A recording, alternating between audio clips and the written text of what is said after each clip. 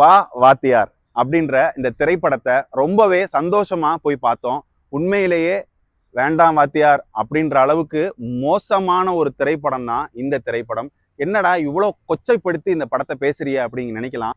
உண்மையிலேயே கார்த்தியோடைய கேரியர்லயே மிக மோசமான திரைப்படம் அப்படின்னு என்னால உறுதியா சொல்ல முடியும். அந்த அளவுக்கு ஒரு மோசமான திரைப்படம் தான் வா வாத்தியார். சரி, வா வாத்தியார் திரைப்படத்துடைய கதை என்ன அப்படிங்கிறத பார்க்கலாம். எம்ஜிஆருடைய லெகசியை வச்சு இந்த ஒட்டுமொத்த திரைப்படத்தையும் உருவாக்கியிருக்காங்க.